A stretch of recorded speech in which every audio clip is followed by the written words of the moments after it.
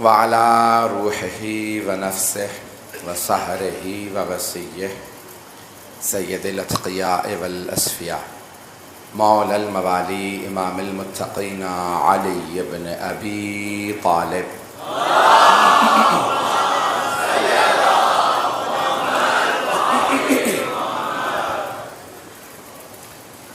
وعلى أوصيائه لا سيما بقية الله في الأرضين روحي وأرواح العالمين لتراب مقدمه الفداء واللعنة الدائمة على أعدائهم أجمعين من الآن إلى قيام يوم الدين.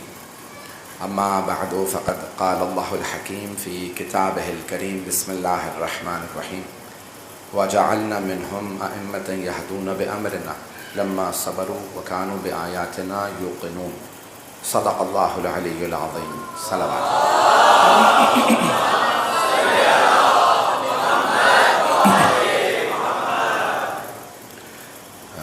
آج تاخیر ہماری وجہ سے ہوئی ہے، ویسے میں ہر روز ٹائم پہ آتا رہا ہوں. عباس صاحب کی مجلس بھی ایسے اور پھر بعد میں محسن میں بھی ہے. مطالب ہم ائمہ علیہ السلام کا جو کردار ہے دین کے بچانے میں وہ پیش کر رہے ہیں. اور آج دنیا میں کوئی بھی اگر دیندار ہے تو وہ اہل بیت کا مقروض ہے. چند جملے بہت ضروری ہیں، مجھ سے یہاں کے بزرگوں نے خاص طور سے درخواست کی ہیں، اشارہ کرتے ہوئے آگے بڑھوں گا. پہلی بات یہ ہے، یہ جو دین ہے ہمارے صرف زبانوں پہ ہے یا دل میں اتر چکا ہے؟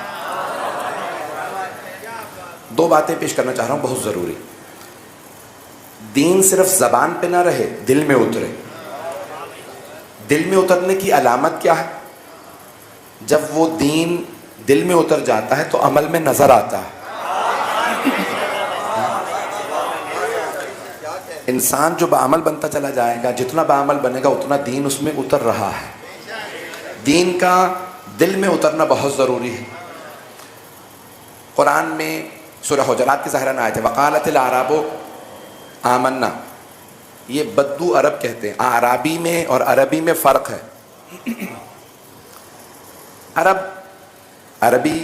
عرب جمع ہے، عربی ایک آدمی، عربی زبان کو بھی کہا جاتا ہے اور عربی ایک عرب آدمی کو بھی کہا جاتا ہے نا توجہ؟ مجھے الفاظ کی جو ہے بحث کوشش ہوتی ہے کہ سمپلیفائی کر اس کو سادہ بنا دوں. عربی زبان بھی اور عربی آدمی، ایک آدمی عربی. لیکن عربی جب کہتے ہیں تو عرب نہیں بلکہ بدو بادیہ نشین، جو پرانے زمانے میں بادیہ نشین ہوتی یعنی خیمے، ان کا گھر خیموں میں ہوتا تھا اور مختلف جگہوں پہ یہاں خیمہ، اگلے مہینے کہیں اور، پھر کہیں اور. انہیں کہتے ہیں بادیہ نشین، بدو عرب. بیڈوین انگلش میں کہا جاتا ہے. تو بدو عرب اسے عربی میں کہتے ہیں اعرابی، الف عین رے الف بے. یہ ہے توجہ؟ اعرابی. اللہ کہہ رہا وقالت الاعراب، یہ جو بدو عرب ہیں اے میرے حبیب وہ آپ سے آ کے کہتے ہیں آمنا، ہم ایمان لے آئے.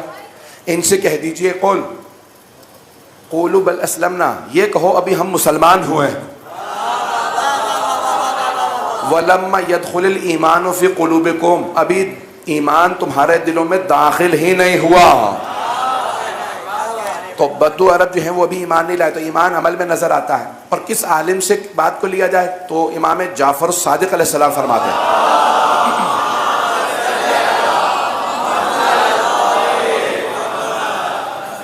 خاص طور سے نوجوانوں کے لیے، بچوں کے لیے اس بات کو پیش کر رہا ہوں. ہر آدمی دعویٰ کر سکتا ہے میں عالم ہوں، میں عالم. تو کس عالم کی بات کو سنا جائے؟ تو امام فرماتے ہیں، چار امام فرماتے ہیں، کہا کسی عالم کی بات سننے کے بعد تمہارے دلوں سے ہمارے متعلق اگر شک پیدا ہو تو اس سے دور ہو جاؤ، اور اگر ہمارے متعلق یقین میں اضافہ ہو تو قریب ہو جاؤ. بات پہنچ رہی ہے نا جانے کے بعد؟ یہ بہت ضروری. عالم کی پہچان امام بتا گئے ہیں. جو ائمہ علیہ السلام کے خلاف جتنی سازشیں ہوں، یہاں آپ کی محبتیں ہیں اذان گرامی، کہ جتنی سازشیں ہوں ان تمام شکوک و شبہات کا جواب دے، اس سے قریب ہو جاؤ. اور جس کے خدا نہ کرے بولنے سے اور زیادہ شبہات آ رہے ہوں تو اس سے دور ہو جاؤ. جس کا اپنا ہی بیچارے کا ایمان کچھ نہیں ہے، عربی کا فلسفے کا قانون ہے، عربی میں کہتے ہیں فاقد الشیء لا یعطی. آپ کہیں گے آج سارے کے سارے جو ہے وہ علمی ویسے شروع کر دی ہیں. زیادہ تر بچے بیٹھے ہیں، سن لیجیے گا، میرے آپ سے وعدہ ہے کہ انشاءاللہ بعد میں بھی سنیں گے تو آپ کو استفادہ ہوگا. فاقد الشیء لا یعطی، جو شے کسی کے پاس نہ ہو وہ دوسرے کو دے نہیں سکتا، نہیں پہنچا سکا. بھائی کچھ لوگ پہنچے، مثال کے طور پہ آپ دیوار سے کہیں روشنی دے دے، دیوار میں روشنی نہیں ہے، ٹیوب لائٹ چاہیے اس کے لیے، بلب چاہیے. توجہ ہو، جو شے کسی کے پاس نہیں ہوتی وہ دے نہیں سکتا، جو خود ہی بے ایمان ہو.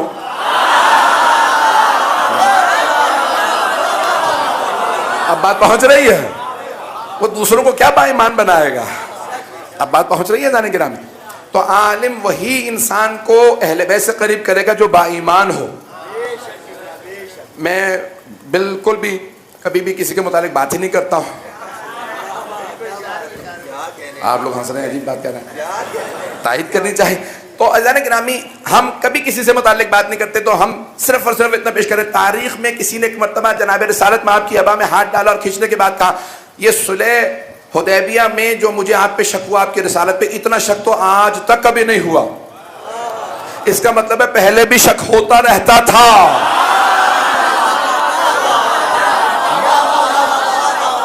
اب بات پہنچ رہی ہے، جتنا آج ہو رہا ہے پہلے کبھی نہیں ہوتا. جانے گرامی، انسان عالم وہی ہے جو دوسروں کے دلوں کے اندر ایمان کا اضافہ کرے، شک کا نہیں. ذالک الکتاب لا ریب فیہ. توجہ، جملے پیش کر رہا ہوں، میرا موضوع امام ائمہ علیہ السلام کا کردار ہے دین کے بچانے میں.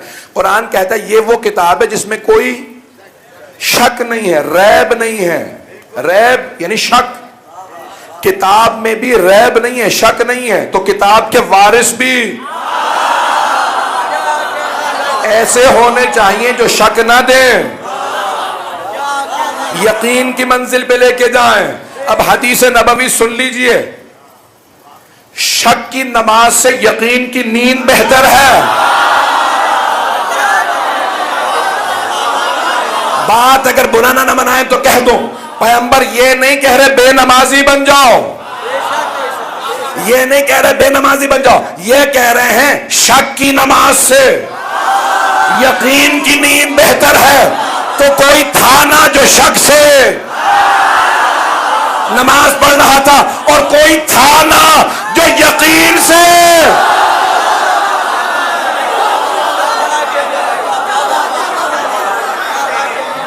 بات واضح ہو رہی؟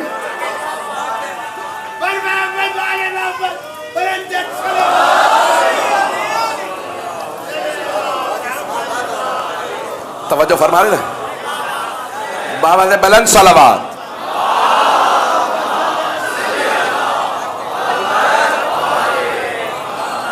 توجہ ہے ذرا نا گرام.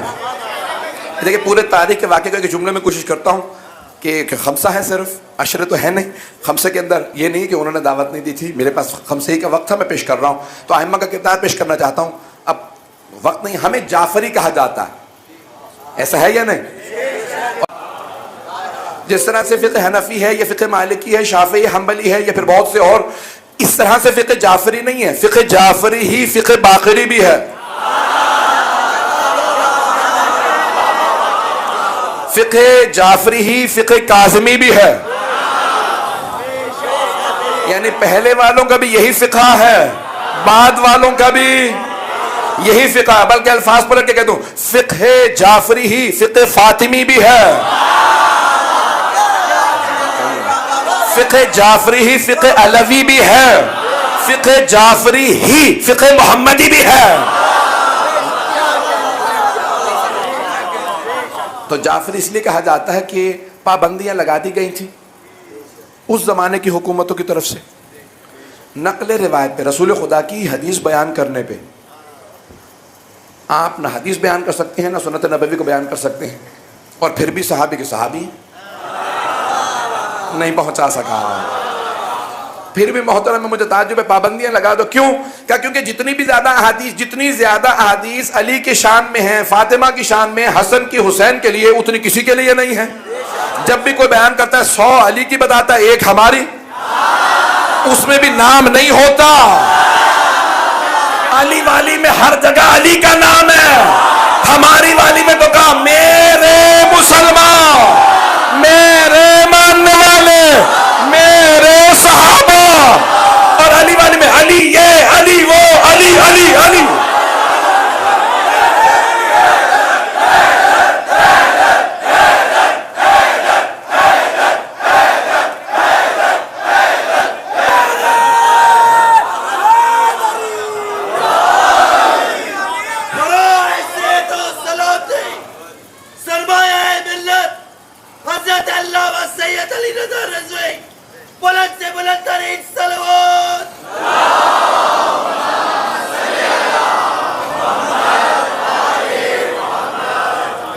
توجہ ہے ذہن گرامی. تو اب جتنا بھی آپ دیکھتے چلے جائیے گا تاریخ کے اندر نام کے ساتھ جتنا رسول خدا نے اہل بیت کا تعارف کروایا کسی کا تعارف نہیں کروایا. اچھا آج تک ہمارے مسلمان بھائی ایک ہی بات ہمیں کہتے ہیں بھائی قرآن میں اگر اتنے اہم تھے تو نام کیوں نہیں آئے؟ بھائی اللہ نے صفات بتائیں، پیغمبر نے نام نہیں ہے. مجمع اللہ نے صفات بتائیں جس میں یہ صفت ہو یہ ہو، کہ نہیں نام نہیں آیا. میں کہتا ہوں اللہ نے اچھا ہی کیا نام نہیں بتایا. ایمانوں کو پرکھ لیا بغیر نام بتائے. اب جس کے دل میں قرآن پڑھتے ہوئے شک نہ آئے کہ اللہ نے کہا جو بستر رسالت پہ سویا، جس کے ہاتھوں خیبر اکھڑا، جس کے لیے ذوالفقار آئی، جس نے انگوٹھی کی زکات دی، نہیں ہے لوگ، جس کے در سے روٹیاں گئیں، نہیں ہے مجمع، جن کے لیے ساری آیات آئیں. ہم کہتے ہیں ہم نے نام کہیں نہیں دیکھے، آنکھیں بند کر لیتے ہیں آپ کی خاطر. حدیثوں سے بھی نام نہیں بتاتے. آپ کہتے ہیں قرآن میں نام نہیں آئے، نام نہیں آئے. ہم بھی کہتے ہیں نام نہیں آئے. حدیثوں کے ہم کچھ دیر کے لیے چھپا دیتے ہیں. ہمت ہے تو کہو یہ علی کے لیے نہیں کسی اور کے لیے ہے.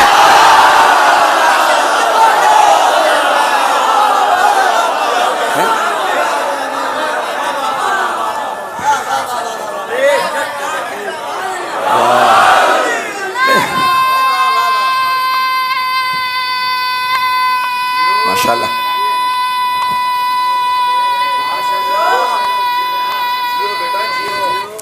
حیدری توجہ ہے جانے کے نام. اب یہ صفات اللہ نے بتا دی ہیں سوائے آل محمد کے کسی میں نہیں ہے کمالات یہ صفات. تو اب ہم جعفری ہیں تو چھٹے امام سے متعلق پیش کرنا چاہتا ہوں.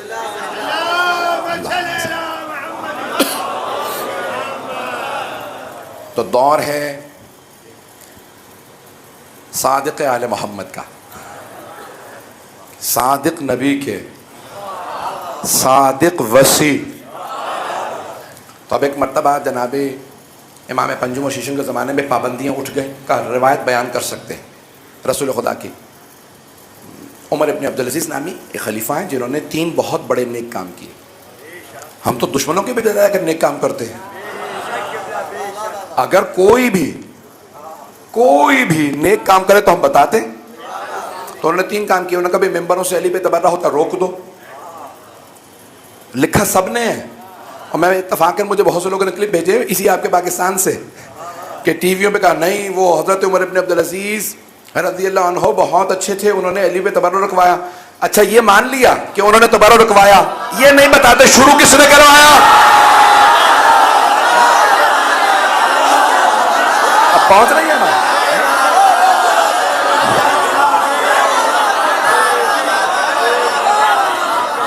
بات پہنچ رہی ہے میں جانے کے بعد.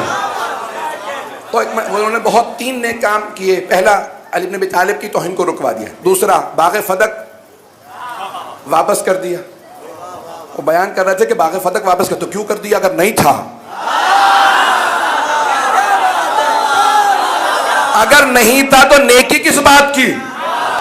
انہوں نے پچھلے والوں کا قانون توڑا، انہیں تو پھر برا کہو کہ بھئی انہوں نے اہل بیت کو دے دیا اور پھر بعد والے نے پھر چھین لیا. عبداللہ صفا نے پھر چھین لیا. توجہ ہو تو پھر چھین لیا، پھر کسی نے دے دیا، پھر چھین لیا. پتہ نہیں لوگ ہیں یا نہیں ہیں. یہ چھین کے واپس کرنا بتا رہا دلوں میں چور تھا. پتہ نہیں لوگ ہیں یا نہیں ہیں.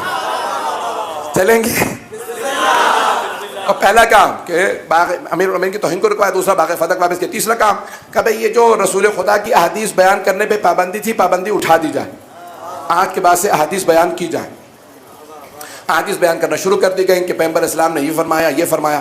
اب سب کے سب دور تقریباً 90 برس سے زیادہ کا دور گزر چکا، 100 برس کا دور گزر چکا، جتنے بھی وہاں لوگ موجود تھے کوئی صحابی نہیں تھا، سب تابعین یا تبع تابعین، پیغمبر کے بعد آنے والے تابعین، ان کے بعد تبع تابعین۔ تو وہ سب کہتے تھے میں نے ان سے سنا، انہوں نے ان سے سنا، انہوں نے فلاں صحابی سے، انہوں نے رسول خدا سے، اور صحیح بھی تھا۔ جنہوں نے خود نہیں سنا کہہ نہیں سکتے، یہی تو ہم آج تک رو رہے ہیں۔ جنہوں نے پیغمبر سے خود نہیں سنا کیوں کہتے ہو میں نے سنا؟ نہیں ہے مجمع بھائی، بچوں تک مجھے بات پہنچانی ہے، بزرگ پہنچ گئے، بچوں کے لیے بات کو پیش کر دوں کھول کے۔ تو ایک صاحب کہتے ہیں، ایک صحابی کہتے بھائی رسول خدا نے چچا سے کان میں کہا چچا جان کلمہ پڑھ لیجئے۔ قریش کے سارے سردار بیٹھے تھے، تو وہ کہتے ہیں انہوں نے کہا، اور جو 9ویں ہجری میں مسلمان ہوئے تھے،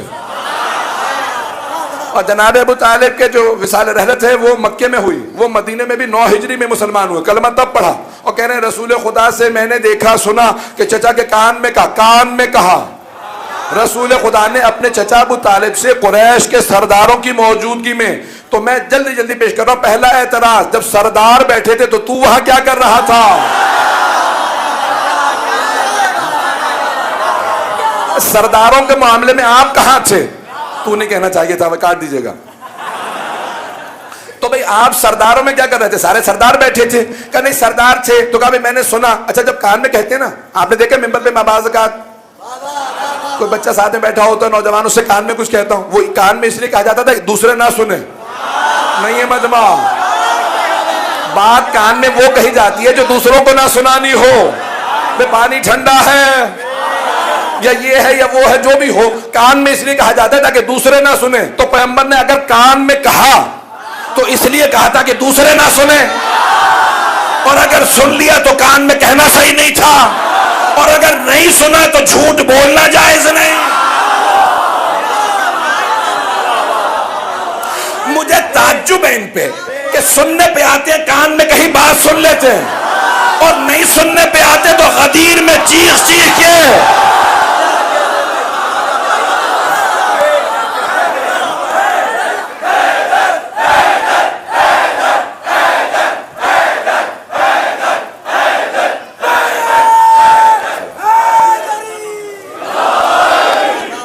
بات پہنچ رہی ہے مجمع میرے ساتھ؟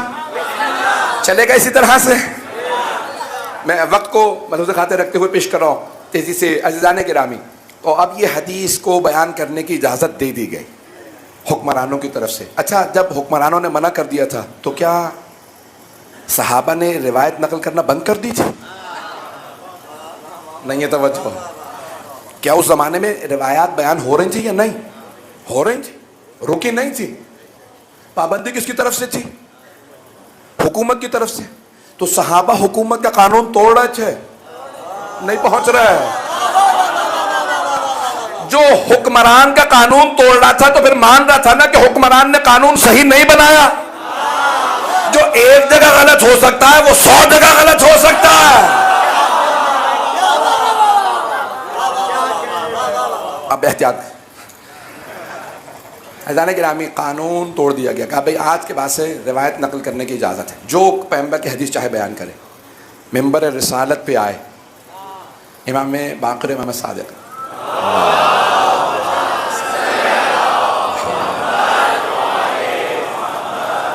آپ نے آنے کے بعد فرمایا قال رسول اللہ صلی اللہ علیہ وآلہ وسلم،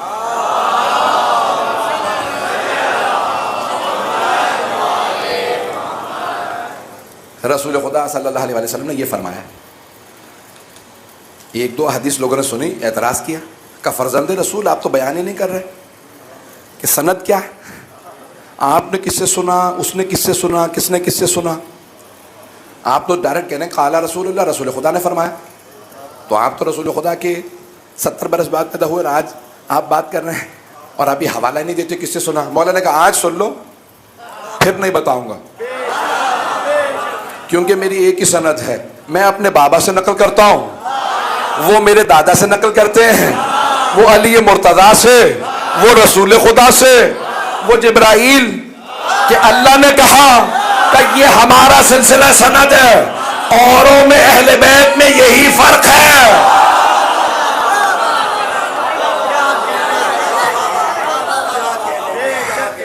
ہم اللہ سے بیان کرتے ہیں تو ایسا نہیں چلیں گے, ہم اللہ سے بیان کرتے ہیں. اور ہمارے ہاں پھر ہزاروں لاکھوں احادیث امام علیہ السلام سے بیان کی گئی ہیں. 4000 شاگرد ہیں امام جعفر الصادق علیہ السلام.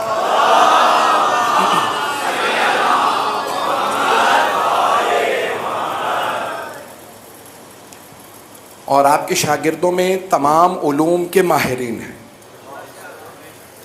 کوئی تفسیر پڑھ رہا ہے, کوئی حدیث پڑھ رہا ہے, کوئی رجال پڑھ رہا ہے, کوئی ادبیات پڑھ رہا ہے, کوئی کلام پڑھ رہا ہے, کوئی تاریخ پڑھ رہا ہے, کوئی فقہ پڑھ رہا ہے, کوئی اصول پڑھ رہا ہے, کوئی فلسفہ پڑھ رہا ہے. یونان کا ایک فلسفی آیا اور آنے کے بعد کہنے لگا, کہا کہ بھئی مجھے تمہارے استاد سے ملنا ہے. بتایا گیا کہ یہاں پہ کوئی بہت قابل آدمی ہے. شاگردوں نے کہا ہاں وہ ہمارے استاد ہیں, آل محمد ہیں, آؤ ہمارے ساتھ چلو. ایک مرتبہ مولانا سے آتا دیکھا, آنے کے بعد بیٹھ گیا, کہا بھئی میں یہ جانتا ہوں. امام نے کہا تو اپنے حساب سے جو سوال کرنا چاہتا ہے سوال کر لے. اس نے سوالات کیے توحید سے متعلق, مولانا نے جوابات دیے. اس نے میڈیکل کے متعلق سوال کیے. اس نے کہا بھئی یہ فلسفہ جانتے ہوں گے, جو فلسفی ہوتا ہے وہ طبیب نہیں ہوتا. تو اس نے کہا میں طبابت بھی جانتا ہوں. اس نے بھی فوراً طبابت سے متعلق سوال کیے, معدے کے متعلق سوال کیا, جگر کا سوال کیا, دل کا سوال کیا. اس نے ایک مرتبہ کچھ دیر سنا, پھر اس کے بعد کہا لگتا ہے یہ سارے اعضاء آپ نے بنائے ہیں. دل آپ کو پتا ہے, معدہ آپ کو پتا ہے, ساری بیماریاں آپ کو پتا ہیں. امام علیہ السلام نے کہا جس خالق نے خلق کیا ہم اس کے ولی ہیں, ہم حجت ہیں, ہم اس کے بھیجے ہوئے امام ہیں. ایک مرتبہ امام علیہ السلام نے تمام سوالوں کے جواب دیے. توحید مفضل اٹھا کے دیکھیے, دوسری کتابیں اٹھا کے دیکھیے کہ امام کے شاگردوں نے وہ جملے لکھے ہیں. ایک مناظرہ جلدی پیش کرنا چاہ رہا ہوں, اگر سننا چاہیں. مجمع گھبرا تو نہیں رہا؟ اللہ نے کہا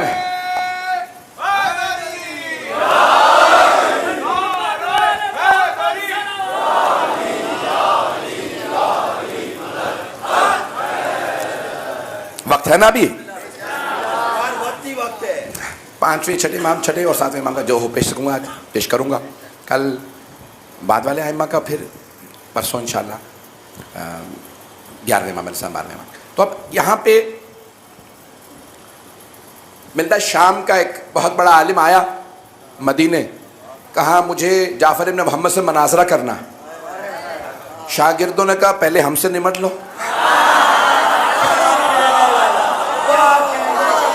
کرنا ہے میں جعفر ابن محمد سے مناظرہ کروں گا. ایک ایک شاگرد نے کہا بھئی میں حاضر ہوں, میں حاضر ہوں. تو وہ تیار نہیں ہوگا, نہیں تو کہا ٹھیک ہے لے چلو. مولا کے پاس لے کے آئے, کہا کیا بات ہے؟ کہا مجھے آپ سے مناظرہ کرنا. مولا نے کس موضوع پہ؟ توجہ اور سے سنیے گا, کس موضوع پہ؟ کہا میں قرآن پہ مناظرہ کرنا چاہتا ہوں. مولا نے کہا ہشام ابن سالم کو بلاؤ. کہا نہیں مجھے آپ سے مناظرہ کرنا ہے. مولا نے کہا یہ میرا پروردہ ہے, اسے میں نے پالا, اس کی میں نے تربیت کی ہے. کہا ہے تو شاگرد نا. امام نے کہا شاگرد ہے لیکن میرا شاگرد ہے میرا. کہا نہیں اس سے نہیں, آپ سے مناظرہ کروں گا. اچھا امام نے کہا اگر تو نے اسے ہرایا نا تو مجھے ہرا دیا. اگر اسے ہرا لیا, توجہ, اگر اسے ہرا لیا تو تو نے مجھے ہرا دیا. تو کہا ٹھیک ہے بیٹھنے کے لیے تیار ہوں. 1-1.5 گھنٹہ بحث کی قرآن پہ. ہار گیا. جہاں سے بحث کرے جناب ہشام اسے ہرا دے. تو کہنے لگا ابھی تو میرے لیے تیار نہیں ہے بیچارے. تو امام سے کیا بات کرے گا؟ کہ مجھے واپس لے کے چلو امام کے پاس. کہا بھائی اس سے تو میں نے بحث کر لی ہے, مجھے علم کلام پہ بحث کرنی ہے. امام نے کہا ذرا بلاؤ ہشام ابن حکم کو. امام نے کہا اس سے بحث کر لے. تو کہا کہ ان سے کس موضوع پہ؟ امام نے کہا جس موضوع پہ چاہے, کلام میں نے تیار کرا رکھا. کہا توحید پہ بحث کروں گا، کہا مفضل ابن عمر سے، کہا امامت پہ، کہا ہشام ابن حکم سے. بھائی جو شاگرد امام بٹھاتے رہے سب سے ہارتا رہا. پھر ایک مرتبہ کہنے لگا ادبیات پہ امام نے بلایا حمران ذرا بیٹھ. کہا فقہ پہ مناظرہ کر، کہا زرارہ آ جا. توجہ. ایک مرتبہ کہنے لگا کہ میں معقولات پہ بحث کروں گا، امام نے کہا حمزہ طیار کو بلاؤ. جب سارے شاگردوں سے ہار گیا، کہا 40 برس سے محنت کر رہا تھا ہرانے کے لیے، یہ آپ کے سارے شاگرد کے قابل. امام نے کہا ابھی یہ چند مہینے پڑھ لیے ہیں.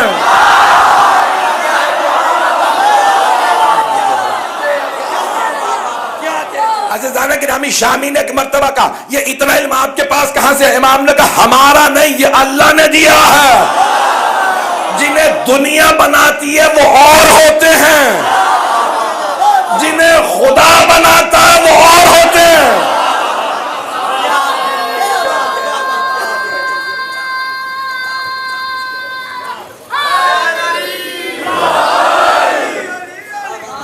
مناظرے بہت ہیں لیکن میں سب تفصیل میں نہیں جا سکتا ہوں.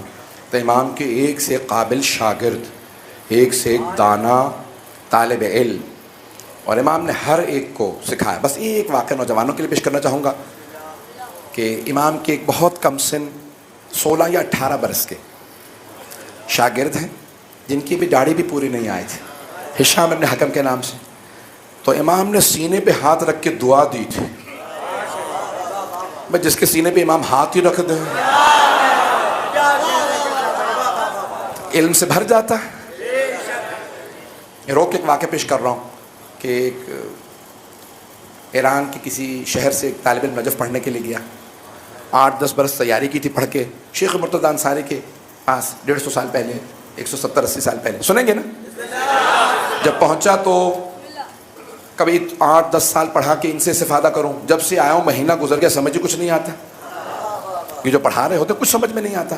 تو یہ ہر جگہ اپنی اپنی عقیدت ہوتی ہے. اس نے اپنے آپ کو جا کے حرم میں باندھ دیا، کہا نہ کھاؤں گا مولا، نہ کچھ کھاؤں گا نہ پیوں گا جب تک آپ مجھے صلاحیت نہیں دیتے کہ مجھے علم سمجھ میں آنے لگے. توجہ ہو، جب تک میں سمجھنے نہ لگوں میں نہیں جاؤں گا. اب لوگوں نے کہا ایک دن گزر گیا ہے، نکاحت ہو رہی ہے، تمہاری آنکھوں میں آنسو ہیں، بدن کانپنے لگا. 2 دن گزر گئے، کہا نہیں، مجھے مولا کوئی نشانی دے اپنی ذری سے کہ میں سمجھوں گا تو جاؤں گا. ایک مرتبہ مکاشفے کی حالت میں ذری پہ بیٹھا رو رہا تھا، صرف وضو کے لیے جاتا، اپنے آپ کو باندھے بیٹھا تھا کہ اچانک محسوس کرنے لگا ذریعہ مقدس سے نور اٹھ رہا.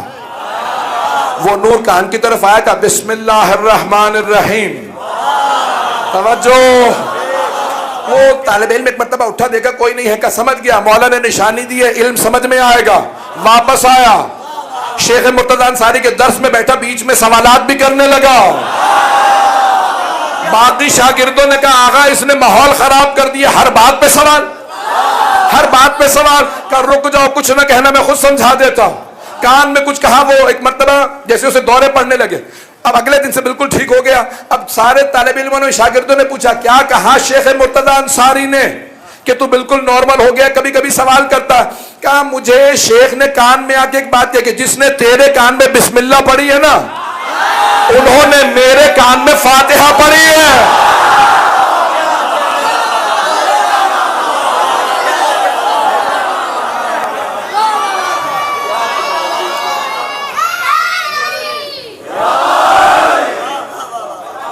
چلیں گے نا جانا گرام؟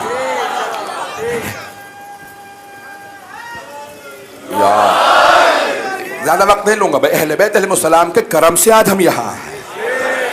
تو ایک مرتبہ کہا بھائی واقعاً کا تعجب مجھے اس بات پہ نہیں ہے کہ مولا نے ان کے کان میں فاتحہ پڑھی ہے. جو میرا استاد ہے، جب میرے ہاں بسم اللہ تو ان کے ہاں ختم قرآن بھی ہوتا تو مجھے تعجب نہیں تھا. مجھے تعجب اس بات پہ ہے کہ میں نے آج تک یہ بات کسی کو بتائی ہی نہیں ہے. شیخ مرتضیٰ انصاری کو پتا کیسے چلا کہ کس نے میرے کان میں بسم اللہ پڑھی ہے؟ جہاں غلام ایسے ہو سوچے مولا.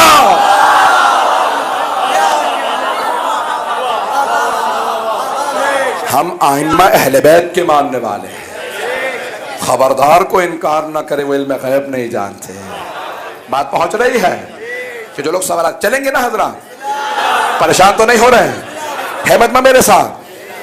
تو جانے کے نام میں جو پیش کر رہا تھا کہ اتنے شاگرد، ہشام ایک نوجوانوں کے لیے پیش کر رہا ہوں تاکہ تعلیم میں حصہ لیں، ہمارے بچے جو ہیں کہیں تعلیم میں پیچھے نہیں ہونا چاہیں. اور یہ بزرگ آپ کو بتائیں گے کہ قدیم زمانے میں کہتے تھے شیعہ کسی بچے سے بھی بحث نہ کرنا.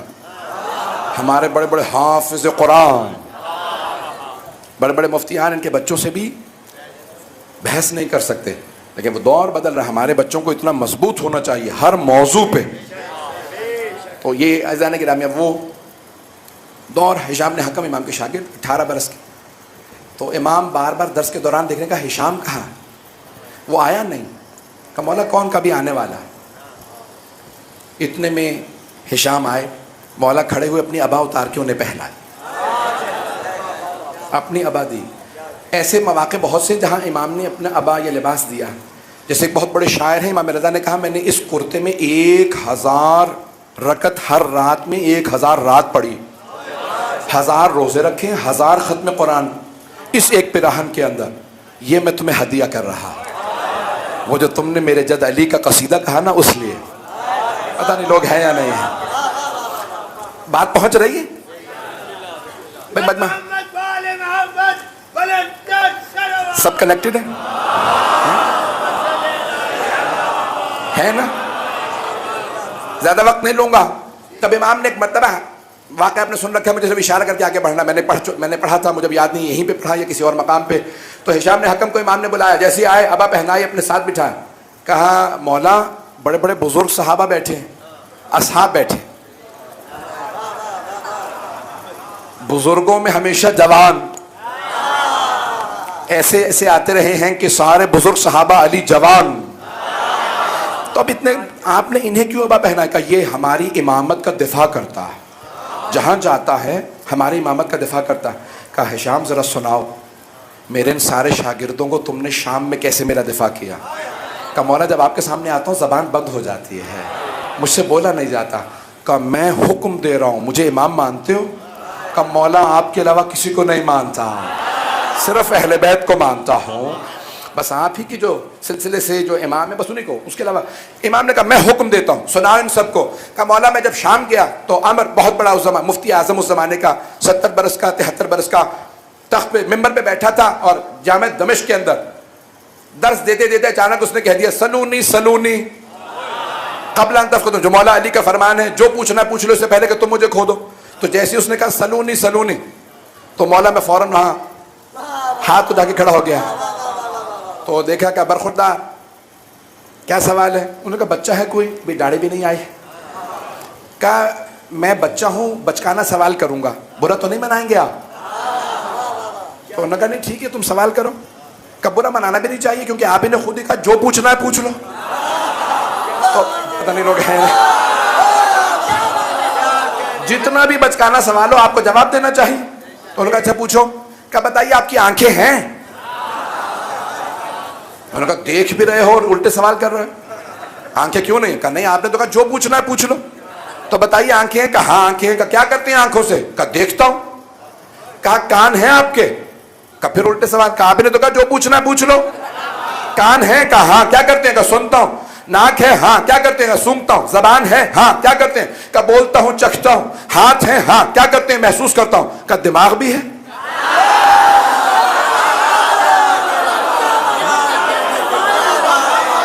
نتیجہ سنیے گا جو حضرت ہشام نے دیا. کیوں مولا صادق نے کہا کہ سناؤ سب کو؟ کہا کہ دماغ بھی ہے؟ کہا ہاں دماغ ہے. کہا بتائیے دماغ سے کیا کام کرتے ہیں؟ کچھ دیر سوچتے رہے. کہا جب آنکھیں دیکھ لیتی ہیں نا تو دماغ تصدیق کرتا ہے، جو دیکھا وہی دیکھا کچھ اور نہیں. جب کان سنتے ہیں نا دماغ تصدیق کرتا ہے وہی سنا ہے. بزرگ پہنچ گئے ہیں. جب زبان چکھتی ہے دماغ تصدیق کرتا ہے، ناک جب سونگتی ہے دماغ تصدیق کرتا ہے. تو کہا اچھا آپ ہاتھ جب محسوس کرتا ہے دماغ تصدیق کرتا ہے. کہا اچھا تو آپ یہ بتانا چاہ رہے ہیں کہ آپ کے جسم میں یہ جو دماغ ہے وہ امام کا کام کرتا ہے؟ نہیں ہے مجمع. کچھ دیر جو ہے امر سوچتا رہا. کہاں کہہ سکتے ہیں کہ دماغ امام کا کام کرتا ہے؟ کہ تیرے 6 فٹ کے وجود کو امام چاہیے تو اس ساری کائنات کو امام نہیں چاہیے؟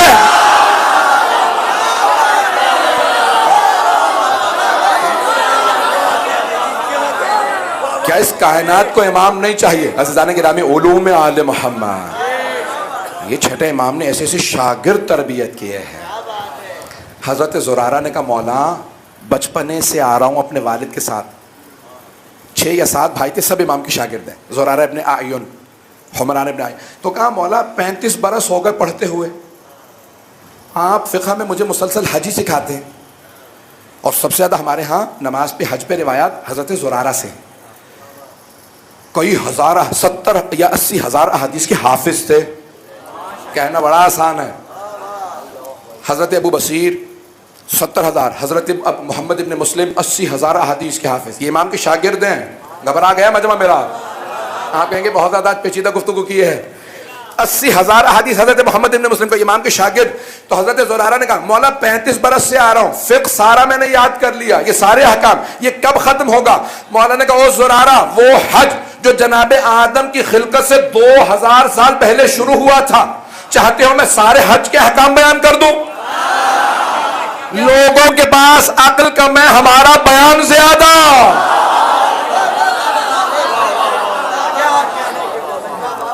کون سیکھے گا ائمہ اہل بیت سے؟ تو حضرت امام صادق کی شاگردوں میں بڑے بڑے صوفیاء ہیں، بڑے بڑے فلاسفہ ہیں۔ امام ابو حنیفہ 2 سال امام کے پاس پڑھے، امام مالک 7 سال۔ گھبرا گئے آپ حضرات؟ ہو یہ ہمارے امام کا کمال ہے، یہ نہیں کہتے تھے تم اپنا فقہ بنا لو گے، تو اپنی طریقہ شروع کر دے گا، تو فلسفے کا سکول کھول کے بیٹھ جائے گا، تو ریاضی کا سکول کھولے گا۔ توجہ، کبھی سوچا الجبرا عربی میں ال ہے، انگلش میں نہیں؟ یہ امام کے شاگردوں نے بنایا، پتہ نہیں لوگ ہیں یا نہیں ہیں، یہ امام کے شاگرد تھے۔ اتنے شاگرد کسی کو نہیں روکا۔ میرے ایک دوست نے ابھی وہ پی ایچ ڈی کر رہے ہیں، کتاب لکھی ہے، 10 ایم اے ہے، برطانیہ میں ایوارڈ ملا اس کے پاس ہے، سب سے زیادہ ایم اے اس کے پاس ہے، شیعہ ہے، فرحت حسین نام ہے، 10 ایم اے ہے برطانیہ سے، یہ بھی نہیں کہہ سکتے جعلی ہوں گے۔ پتہ نہیں لوگ ہیں یا نہیں ہیں، 10 ایم اے ہیں تو، اور الگ الگ علوم کے اوپر انہوں نے کتاب لکھی ہے حضرت جابر ابن حیان پہ، چھٹے امام کے شاگرد ہیں۔ سنیں گے نا حضرات؟ جتنی مرضی پیچیدہ گفتگو، مجھے پرواہ نہیں ہے، مکمل کے بغیر آگے نہیں بڑھ سکتا۔ جابر ابن حیان، انگریزی میں کہتے ہیں گیبر، تو انہوں نے کتاب لکھی حضرت جابر ابن حیان پہ، موجودہ کیمسٹری کا بابا آدم مانا جاتا۔ علم کیمیا پہ پہلی کتاب جابر نے لکھی۔ تو میرے اس دوست نے تحقیق کی کہ وہ کتاب کہاں ہے، ساری دنیا میں تلاش کی، کہا جب برٹش نے حکومت کی تھی، برطانویوں نے ساری کتابیں لے گئے تھے، تو کہا برٹش میوزیم میں گئے، وہاں سے پتا چلا کہ برٹش لائبریری کے اندر موجود ہے، پہنچے، کہ مجھے وہ کتاب دیکھنے کا ہم نہیں دکھا سکتے کیونکہ کیمیا پہ سب سے پرانی کتاب ہے، 1000 سال پرانی کتاب، کا ہماری ہے، کہ اب کسی کی نہیں ہے، ہماری ہے، ہمارے قبضے میں، کا فوٹو کاپی ہے، کہاں، کا دکھا دو۔ تو میرا دوست کہتا ہے کہ میں نے جب کہا، انہوں نے فوراً کتاب نکالی، فوٹو کاپی دکھائے، کہ یہ بتاؤ یہ پہلا جملہ کیا لکھا ہے عربی میں، کہ اسے کہتے ہیں انتصاب، انگلش میں کہتے ہیں ڈیڈیکیشن۔ جب کتاب لکھی جاتی ہے نا تو انتصاب لکھا جاتا ہے، میں کتاب کس کے نام کر رہا ہوں۔ خط کوفی میں ایک جملہ لکھا تھا، تو وہ کہتے ہیں میں نے سوال کیا، بتاؤ پہلی کتاب علم کیمیا پہ، کیمسٹری پہ پہلی کتاب ہے، لکھنے والے جابر ابن حیان میں ڈیڈیکیشن میں کیا لکھا؟ تو اس نے انگریزی میں ترجمہ کر کے کہا، لکھا ہوا یہ ہے کہ I dedicate my work to my master جعفر ابن محمد۔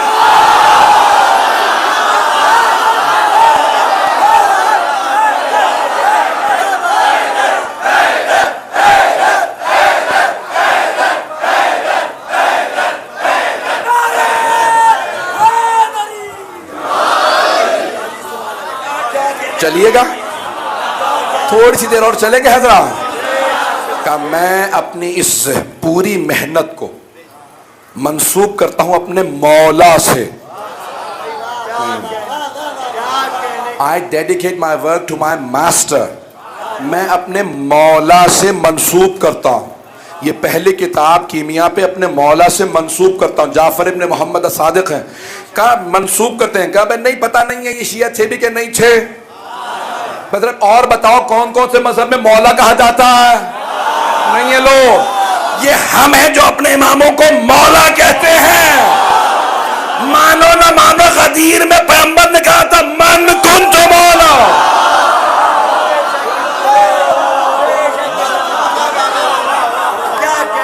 اگر کسی اور کے ہاں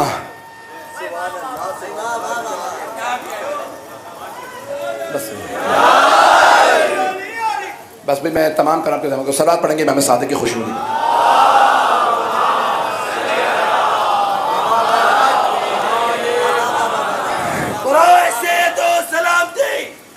سرمایہ ملت حضرت اللہ و سید علی رضا رضوی، بلند سے بلند ترین صلوات.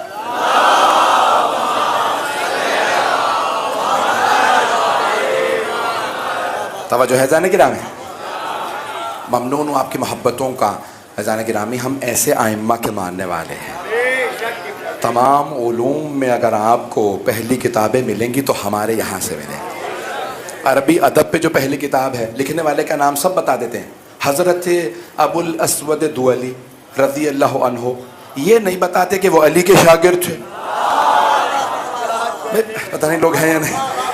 میں بتا تو دیا کرو کہ وہ انہوں نے کہاں سے یہ علم لیا، کہاں سے لکھا. پہلی کتاب عربی گرامر پہ پہلی کتاب ابو الاسود دؤلی کی ہے.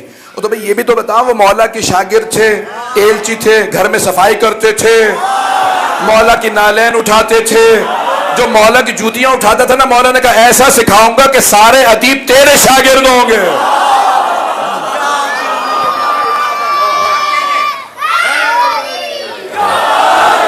بات پہنچ رہی ہے جانے کے نام. ان کے در پہ جو جھک گیا وہ سب کا استاد بن گیا ہے. جانے کے نام، یہ اہل بیت کا کرم ہے. انہوں نے ایسے ایسے علوم دنیا تک پہنچائے کہ بعد میں ایک آخری ہے وقت نہیں، ہم نے دوسرے کا پہنچنا ہے. اپنا جو ہمارے مجلس والے ہوں وہ بتائیں، وہ آپ لوگ تو پڑھواتے رہیں گے. تو بس ایک موجودہ علوم میں سے علم ہے جو اب سے 150-200 سال پہلے رائج ہوا دنیا میں. اسے کہتے ہیں سائیکالوجی، علم نفسیات. Sociology, psychology, anthropology, social sciences کہلاتی ہیں. سائیکالوجی علم نفسیات 200 سال پہلے تصور تھا، پورا ڈیولپ نہیں کیا گیا تھا. سنیں گے؟ میں نے زیادہ کمپلیکیٹ تو نہیں کر دیا نا. تو علم نفسیات ایک بہت بڑا علم ہے. تو کہتے ہیں psychology is the science of mind and behaviour. دماغ کے، اس کی ڈیفینیشن یہی ہے کہ دماغ اور انسان کے بیہیویئر کی پوری سائنس کا نام ہے سائیکالوجی. اور اس کی بنیاد جس نے پہلی کتاب لکھی ہے اس نے یہ لکھا کہ بھئی جب انسان کا لا شعور شعور پہ غالب آ جائے تو انسان کے نفسیات کے اندر سچائی سامنے آ جاتی ہے. لا شعور شعور پہ غالب آ جائے. الفاظ میں جانتا ہوں میں نے مشکل استعمال کیے ہیں، تھوڑی سی وضاحت کر دوں. آپ جب چل رہے ہوتے ہیں نا، سامنے دیوار آ جاتی ہے تو آپ خود بخود مڑ جاتے ہیں. یہ لاشعوری طور پہ ہوتا ہے. اسے کہتے ہیں لاشعور. آپ کے لاشعور میں اگر نہیں مڑا تو ٹکرا جاؤں گا. نہیں ہے یہاں. ٹیلی فون پہ بھی ہونا، سامنے دیوار آئے تو آپ خود بخود مڑ جائیں گے. ایسا نہیں ہوتا کہ انسان ہو بھی جاتا. ویسے آج کل تو بہت کچھ ہو رہا ہے آج کل. تو اذان کرام، انسان جو ہے لاشعوری طور پہ بہت سے کام کرتا ہے. لاشعوری طور پہ مثال کے طور پہ کوئی بھی انسان کو محسوس ہو رہا ہے تو فوراً لاشعوری طور پہ اپنے ہاتھ کو بڑھائے گا بچانے کے لیے کچھ بھی. یہ سب ایک ہوتا ہے شعوری طور پہ، سوچ سمجھ کے انسان کا. میں مجلس جو پڑھ رہا ہوں یہ شعوری طور پہ ہے. تو لاشعور اور شعور، سب کانشیس انگریزی میں بتا دیتا ہوں، یہاں کے بچے انگلش میڈیم مجھے پتا ہے. سب کانشیس ہمارا لاشعور، اور کانشیسلی جو کام کرتے ہیں وہ شعور. تو اب یہ عزیزان گرامی، سب سے پہلے جو رائٹر نے نفسیات پہ کتاب لکھی اس نے لکھا جب انسان کا لاشعور شعور پہ غالب آ جائے تو زبان پہ سچائی آ جاتی ہے. واقعہ سن لیجئے، بات واضح ہو جائے گی کہ نفسیات کا فلسفہ سب سے پہلے کس نے دیا. 2 افراد آئے کوفے میں، دونوں نے کہا یا علی، یہ میں نے راستے میں غلام خریدا تھا، یہ تسلیم نہیں ہو رہا بلکہ مجھے الٹا غلام بنا لیا. ماتھے پہ تو لکھا نہیں تھا آقا یا غلام. لوگ ہیں ماتھے پہ تو نہیں لکھا ہوتا کہ یہ آقا ہے دوسرا والا غلام. کہا یا علی میں ابھی راستے سے خرید کے لایا ہوں اور اس نے الٹا مجھے دبوچ رکھا کہ تو غلام ہے. مولانا نے کہا تم میں کون غلام ہے؟ دوسرے نے کی طرف انہوں نے اشارہ کر دیا یہ غلام ہے. تو میں آقا کون ہے؟ میں. دونوں ایک ہی بات ہے. مولانا نے کہا خود فیصلہ کر لو، میں فیصلہ کروں گا تو ایک کو برا لگے گا. ہوتا یہی ہے، جس کے خلاف چلا جائے اسے برا لگ جاتا ہے. مولانا نے کہا پھر آخری دفعہ سوال کر رہا ہوں، تم میں سے آقا کون؟ دونوں نے کہا میں. تو جب وہ سزائے موت دی جاتی تھی تو دیوار اس میں سوراخ ہوتا تھا, ہاتھ باندھ کے گردن پار کر دی جاتی تھی, جلاد تیزی سے تلوار چلائے اور گردن اتار دیتے تھے. مولانا نے کہا دونوں دیوار سے گردنیں نکال دو. اب جس نے غلام خریدا تھا اس نے کہا میں بے موت مارا گیا, دونوں کو گردنیں نکال دے. مولا فیصلہ کرتے میرے حق میں ہونا چاہیے تھا. دونوں گردن نکال کے کھڑے ہو گئے. مولا نے اپنے غلام کو آواز دی, نام تھا قمبر.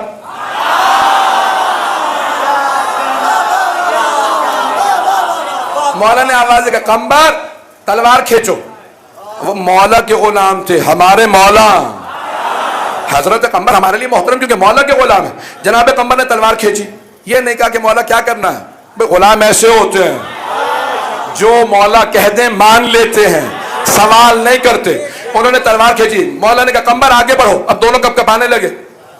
کیا غلام کی گردن کاٹ دو, نہیں ہے مجمع. مولا نے فرمایا قمبر غلام کی گردن کاٹ دو. جناب قمبر مولا کو دیکھ رہے, میں تو جانتا نہیں, بولے کچھ نہیں, تلوار کھینچی. غلام نے گردن پیچھے کی. مولا نے کہا جس نے گردن پیچھے کی ہے وہ غلام ہے. اب سب نے پوچھا یعنی آپ کو کیسے پتا, کہ اس کا لاشعور شعور پہ غالب آ گیا.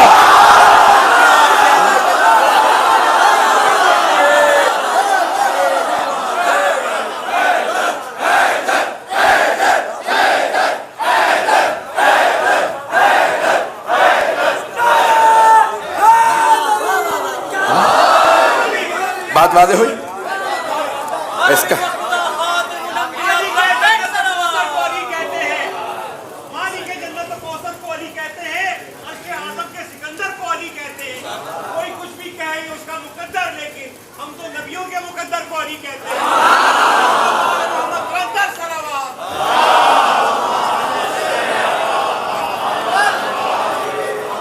وقت نہیں ہے جزانے گرامی, بات پہنچ گئی ہے. ائمہ کا کردار دیکھیے, تمام علوم کی آبی آ رہی ہے. اسی طرح سے آپ ریاضی کو دیکھ لیجئے, جہاں اس زمانے میں نہ اسکیل تھے نہ کچھ تھا, ائمہ نے کیسے فیصلے دیے ہیں. جیومیٹری سے متعلق ہیں, الجبرا سے متعلق ہیں. میں اب تفصیل میں نہیں جا سکتا, وقت بھی تمام ہو چکا, ہمیں پہنچنا بھی ہے. تو میں نے جہاں کل مصائب کو روکا تھا وہیں سے بات کو جاری رکھوں گا. ائمہ کا کردار دین کے بچانے میں سب سے بڑا کردار ہے, چاہے وہ فضائل میں ہو چاہے مصائب میں ہو. جب اہل بیت کی واپسی ہوئی مدینے, میں نے جہاں بات کو روکا تھا کہ بشیر ابن جزلم ایک مرتبہ منبر رسول پہ کھڑے ہوئے اور بلند آواز سے کہنے لگے, الا یا اہل یثرب لا مقام لکم بہا قتل الحسین بکربلا. مدینے والوں نہیں کہا, کہا یثرب والوں. جس نبی کی وجہ سے یثرب کا نام پلٹ کے مدینہ کیا گیا تھا نا, مسلمانوں نے ہی اس نبی کے نواسے کو مار دیا. وہ کلمہ گو کہتے ہیں اپنے آپ کو. تو ایک مرتبہ کہا یثرب والو اب یہ شہر رہنے لائق نہیں رہا. قتل الحسین بکربلا, حسین کربلا میں مارے گئے. تو ساتھ جو گھر تھا جناب ام البنین کا, بی بی ام البنین نے بس یہ جملہ سنا, حسین مارے گئے. بی بی کی آنکھوں میں موتیا اتر آیا تھا, دیکھ نہیں پاتے تھے. سر پہ برقع رکھا, ہاتھ میں عصا لیا. پوتے کو آواز دی, جناب عباس کے بیٹے کو, مجھے فوراً مسجد نبوی لے چل. بس بھئی جیسے ہی بی بی آئی نا مسجد نبوی میں, تو بی بی نے سوال کیا, کب بشیر یہ کون سا حسین مارا گیا. تو ایک مرتبہ بشیر نے کہا, بی بی نواسہ رسول حسین, علی کا لال حسین, فاطمہ کے دل کا چین حسین. جناب ام البنین رونے لگی. پھر ایک مرتبہ کہا کہ بشیر کیسے مان لوں, عباس کے ہوتے ہوئے حسین مارے گئے. ابھی تک بشیر کو معلوم نہیں ہے یہ بی بی کون ہے, بی بی برقعے میں ہے. تو ایک مرتبہ بشیر نے بڑے ادب سے کہا, نہیں بی بی آپ نے غلط سنا, پہلے عباس مارے گئے تھے بعد میں حسین مارے گئے. تو اب جناب ام البنین نے کہا میں کیسے مان لوں, علی کا شیر بیٹا عباس جنگ نہ کر سکا؟ کہا بی بی جب عباس کے سر میں گرز لگا وہ گھوڑے کی زین پہ سنبھل نہیں سکے، جب گرز لگا وہ گھوڑے کی زین سے زمین پہ آ گئے۔ جناب ام البنین نے اب تعارف کروایا، کہا بشیر تو جانتا نہیں ہوگا، بشیر میں عباس کی ماں ہوں، بشیر میں نے خود اپنی آنکھوں سے دیکھا ہے عباس 2 انگلیوں سے گرز کو روک لیتا تھا، بشیر میں نہیں مان سکتی کہ عباس گرز کا وار نہ روک سکا۔ ایک مرتبہ بشیر نے کہا بی بی، بڑے ادب سے کہا بی بی جب حضرت عباس کے سر میں گرز لگا ان کے بازو نہیں تھے۔ بس جیسے ہی یہ سننا تھا جناب ام البنین کے ہاتھ سے عصا گر گیا، بی بی زمین پہ بیٹھ گئی، ماتم کرنے لگی، واہ عباسا واہ عباسا، ماتم کرنے لگی، رونے لگی۔ اب بشیر نے ایک مرتبہ کہا بی بی کون سے مصائب کے جملے نے آپ کو اتنا رلا دیا؟ بی بی نے کہا بشیر تو نے میرا کلیجہ چھلنی کر دیا، بشیر جب کوئی شہسوار گرتا ہے نا وہ ہاتھوں کا سہارا لیتا ہے، بشیر میرے بیٹے کے ہاتھ نہیں تھے، میں یہ سوچ سوچ کے رو رہی ہوں جب میرا بیٹا گھوڑے کی پشت سے گرا اس کا چہرہ بہلے لگا یا سینہ۔ اجرکم اللہ، میں یہاں تمام کر دیتا لیکن یہاں مولا عباس کے مصائب تمام نہیں ہوتے، کچھ دیر کے لیے میرے ساتھ چلیے گا۔ بی بی ایک مرتبہ اٹھی، کہا فضل مجھے کچھ دیر کے لیے جنت البقیع لے چلو۔ بی بی جنت البقیع آئی، سنیں گے جملے؟ جب جنت البقیع آئی نا بی بی ایک قبر کی پائنٹی میں بیٹھ گئی اور رو رو کے کہنے لگی بی بی میرے عباس کو معاف کر دیجئے گا، بی بی میرے عباس نے بے وفائی نہیں کی تھی، بی بی پہلے میرا عباس مارا گیا تھا بعد میں آپ کا حسین مارا گیا، لیکن بی بی معافی اس لیے مانگنے آئی ہوں آپ کی بیٹیوں کا پردہ نہیں بچا۔ اجرکم اللہ، اجرکم اللہ۔ بس بھائی میں پیش کروں جناب ام البنین کے، میں نے مصائب تمام نہیں کیے، جناب ام البنین کے مصائب یہاں تمام نہیں ہوتے۔ میں ایک مرتبہ کہوں گا کچھ دیر کے لیے میرے ساتھ مدینے چلیے گا، سنیں گے مصائب بی بی ام البنین کے۔ روایت کے الفاظ ہیں بی بی کے 4 بیٹے تھے، چاروں کربلا میں مارے گئے، حضرت عباس، حضرت عبداللہ، جعفر اور عثمان، چاروں کربلا میں مارے گئے۔ جانتے کیا کیا بی بی نے؟ چاروں بیٹوں کے نام سے ایک قبر بنائی جنت البقیع میں، کہا یہ میرے عباس کی قبر ہے، یہ جعفر، سب کی قبریں بنائی، اور پھر ایک رو کے جملہ کا میرے شیرو میں تم پہ نہیں روؤں گی کیونکہ تمہاری ماں زندہ ہے۔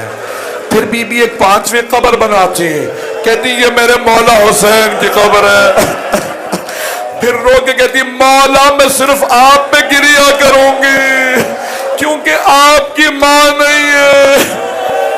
پھر رو رو کے مولا حسین کا پرسہ لیتی، سب سے مولا حسین کا پرسہ دیتی، ایک جملہ کہتی او کربلا سے آنے والوں، شیخ عباس قمی نے بی بی کا مرثیہ لکھا، تمام ہو گیا بس بھائی اور زحمت نہیں دوں گا، بی بی کے مرثیے کے 2 بند سن لیں اگر سننا چاہیں، پڑھوں بی بی کے مرثیے کے بند۔ پہلا جملہ بی بی کہتی او کربلا سے آنے والوں مجھے اتنا بتا دو کہ ابھی بھی فرات پہ پہرے ہیں یا قبروں پہ پانی ڈال دیا گیا ہے؟ بی بی دوسرا سوال کرتی او کربلا سے آنے والوں مجھے اتنا بتا دو جب میرا شیر بیٹا عباس گھوڑے سے گرا تو مجھے لوگوں نے بتایا سینے میں تیر تھے، بتاؤ جب میرا بیٹا گرا تو تیر کیسے ٹوٹے؟ اجرکم اللہ۔ بس بھائی میں نے خود کتابوں میں دیکھے ہیں یہ سخت جملے کہ پورے مدینے میں بات پھیل گئی کہ جناب ام البنین جنت البقیع میں مرثیہ پڑھتی ہے۔ ایک دن مروان ملعون جو گورنر تھا نا مدینے کا، اس نے کہا میں سننا چاہتا ہوں ام البنین کیا کہتی ہیں۔ آیا تو ایک مرتبہ کہنے لگا بڑا درد ہے ام البنین کی آواز میں، تو کسی نے کہا جانتے ہو یہ کس کی ماں کا؟ نہیں کہا یہ عباس کی ماں ہے، انہیں عباس کا بڑا غم ہے، میرے بیٹے کے بازو کاٹے گئے تھے۔ تو بعض علماء نے یہاں تک لکھا ہے کہ مروان نے بی بی کو زہر دلوایا، کہا ایسا نہ ہو مدینے میں بنو امیہ کے خلاف بغاوت ہو جائے، یہ ہر روز اتنا بیویوں کو جمع کر کے روتی ہے، میں ایک جملہ کہوں گا، آخری جملہ سن لیجئے، اسی کے بعد تمام کر دیا۔ جب جناب زینب کبریٰ واپس آئی نا، جناب ام البنین سے ملی، تو جناب زینب کبریٰ سے جناب ام البنین نے کہا بی بی میں آپ کو مولا حسین کا پرسہ دیتی ہوں۔ جیسے پرسہ دیا نا، جناب زینب نے ماں کو گلے لگایا کہ اماں میں آپ کو عباس کا پرسہ دیتی ہوں۔ جناب ام البنین نے کہا بی بی مجھے کوئی میرے بیٹوں کا پرسہ نہ دے، مجھے صرف میرے مولا حسین کا، صرف مولا حسین کا پرسہ دینا، میرے سارے بیٹے میرے مولا پہ قربان۔ الا لعنت اللہ علی القوم الظالمین۔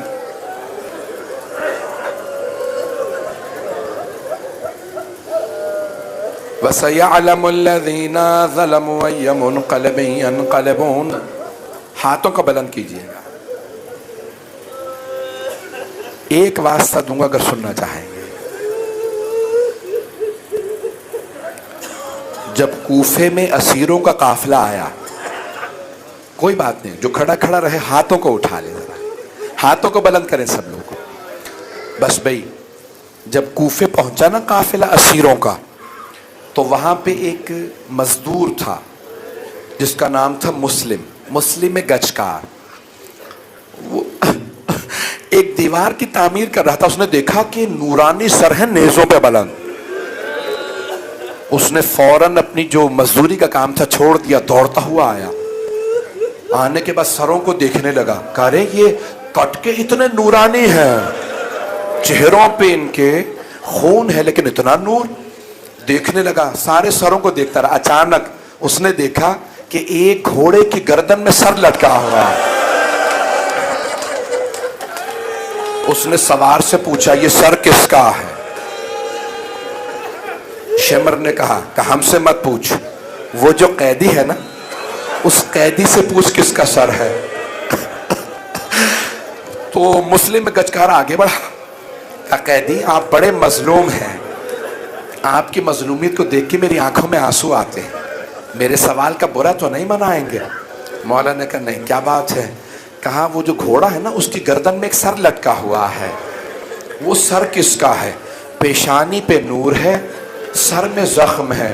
مولا سجاد رونے لگے، کہا میرے چچا عباس کا سر ہے۔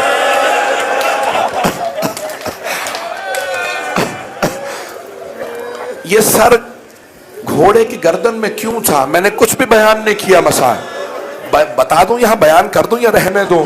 برداشت کر پائیں گے؟ مجھے معاف کر دیجئے گا اگر کوئی برداشت نہ کر پائے تو۔ کہا بار بار یہ جب گھوڑا چلتا ہے کہ اس کے گھٹنوں سے سر مس ہوتا ہے، اور میں کچھ نہیں کہوں گا۔ کہ جب وہ سروں کو نیزوں پہ بلند کر رہے تھے، میرے چچا کا سر نیزے پہ بلند نہیں ہوتا تھا۔ جانتے کیوں سر بلند نہیں ہوتا تھا؟ جب پوچھا کیا بات ہے تو ایک مرتبہ مولا عباس نے کہا سجاد آپ کی دادی نے پردے بچانے کے لیے مانگا تھا، جب نیزے پہ جاؤں تو مجھے بیوی ہو۔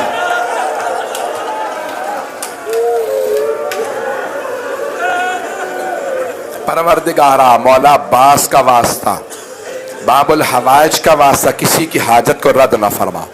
بانیان مجلس، شرکت کنندگان، سامعین مجلس، ذاکرین مجلس، سب کی توفیقات میں اضافہ فرما، سب کی عاقبت بخیر فرما، اس خانوادے کے تمام مرحومین کے درجات بلند فرما۔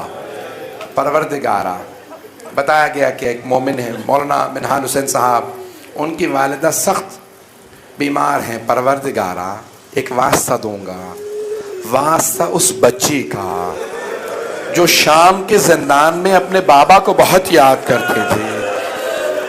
مولانا کی والدہ کو صحت کاملہ عاجلہ عنایت فرما۔ پروردگارا کسی کے بھی گھر میں کوئی مریض ہو، کوئی پریشانی ہو، ہر پریشانی دور فرما۔ پروردگارا ہم سب کی عاقبت بخیر فرما۔ حاضرین کے خصوصاً بانیان مجلس کے تمام مرحومین کی قبروں کو منور فرما۔